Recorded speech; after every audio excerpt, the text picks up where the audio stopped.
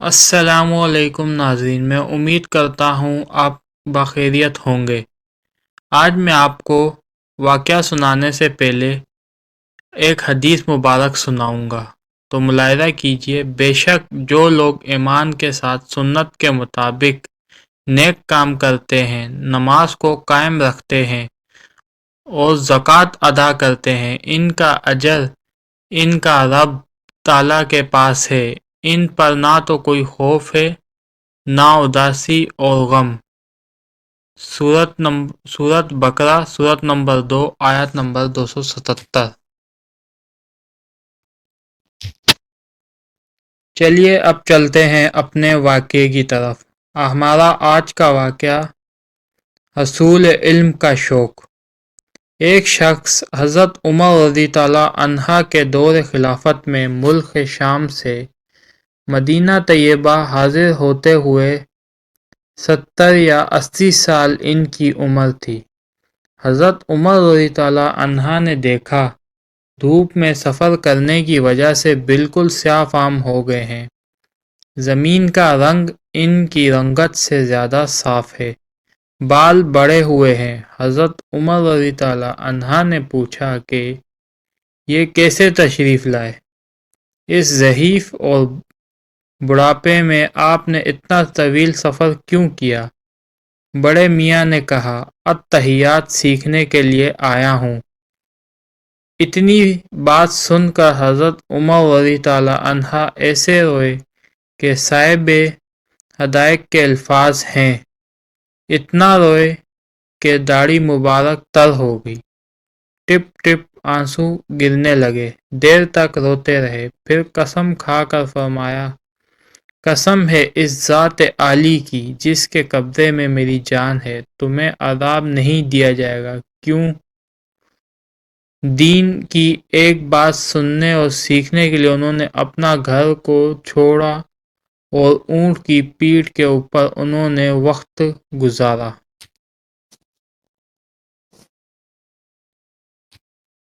واقعہ نمبر 2، دوسروں کے ساتھ اچھائی کرو۔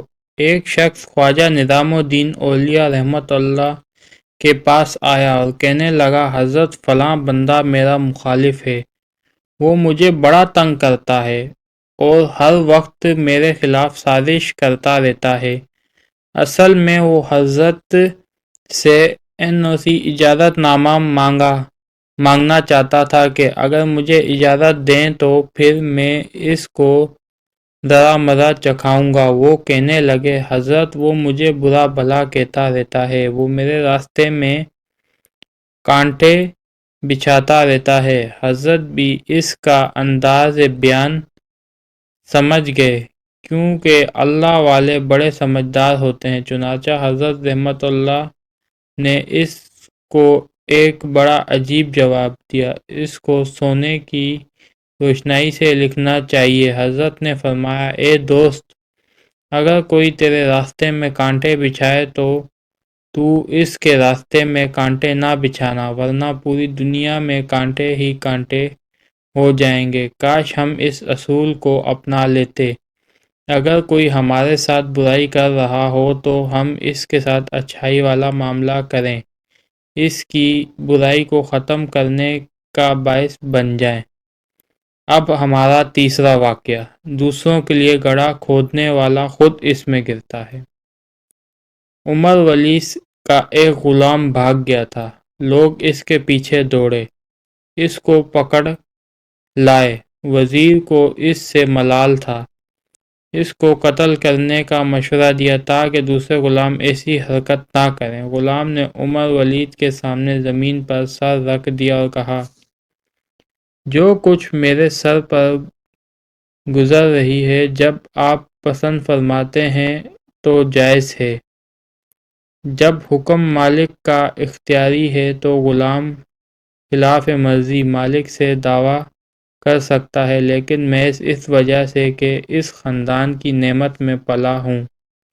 میں نہیں چاہتا کہ قیامت میں میرے خون کے مواخذہ میں آپ گرفتار ہوں۔ اجازت دیجیے کہ میں وزیر کو مار ڈالوں، پھر اس وقت کے قصاص میں خون کے بہانے کا حکم فرمائیے تاکہ آپ مجھ کو حق پر ماریں۔ بادشاہ کو ہنسی آئی۔ وزیر نے کہا کیا مصلحت دیکھتا؟ وزیر نے کہا اے دنیا کے مالک، مصلحت تو یہی دیکھتا ہوں کہ خدا کے لیے اور اپنے باپ کی قبر کے صدقے اس کو آزاد کر دیجئے تاکہ مجھ کو بھی یہ کسی بلا میں مبتلا نہ کرے، قصور تو میرا ہی ہے۔ آج کا چوتھا واقعہ، میں کیوں نہ اللہ سے مانگوں۔ ایک بادشاہ شکار کرتے ہوئے کہیں دور نکل گیا۔ وہاں اس کی ملاقات ایک دیہاتی شخص سے ہوئی۔ اس نے عزت و کرم کا معاملہ کیا۔ بادشاہ نے کہا میں بادشاہ ہوں، اگر تمہیں کبھی کوئی ضرورت ہو تو دارالحکومت چلے آنا۔ کافی عرصے بعد وہ شخص دارالحکومت آیا، دیکھا کہ بادشاہ مصلے پر بیٹھا دعا مانگ رہا ہے۔ اس نے بادشاہ سے پوچھا تم کس سے مانگ رہے ہو جبکہ تم خود بادشاہ ہو؟ اس نے بتایا کہ اللہ رب العالمین سے مانگتا ہوں۔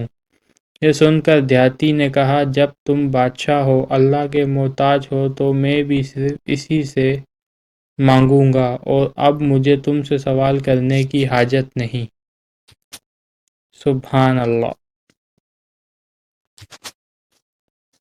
آج کا پانچواں واقعہ، ایک سچا راہب۔ حضرت محمود بن مہران حضرت رحمت اللہ فرماتے ہیں کہ حضرت عمر بن عبدالعزیز کی خدمت میں ایک راہب آیا تو انہوں نے راہب سے فرمایا مجھے پتہ چلا ہے کہ تم ہر وقت روتے رہتے ہو، ایسا کیوں ہے؟ اس نے کہا کہ میں نے لوگوں کو دیکھا کہ انہیں دین سے زیادہ کوئی چیز اہم نہیں لگتی تھی، اور اب یہ حال ہے، انہیں دنیا سے زیادہ کوئی چیز اہم نہیں لگتی، لہذا میں جان گیا ہوں آج کل موت ہر نیک و بد کے لیے بہتر ہے۔ جب وہ راہب چلا گیا تو حضرت عمر بن عبدالعزیز نے فرمایا کہ اے ابو ایوب، یہ راہب سچ کہتا ہے۔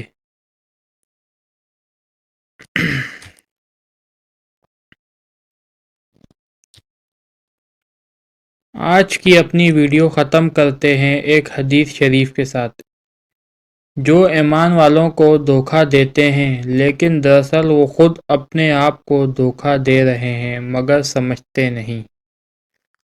اللہ ہم سب کو اپنے ایمان پر قائم رکھے اور اللہ کی راہ میں چلنے کی توفیق عطا فرمائے۔ پلیز میرے چینل کو سبسکرائب کریے، لائک کریے اور فالو کریے۔ آپ کی بہت بہت مہربانی، شکریہ۔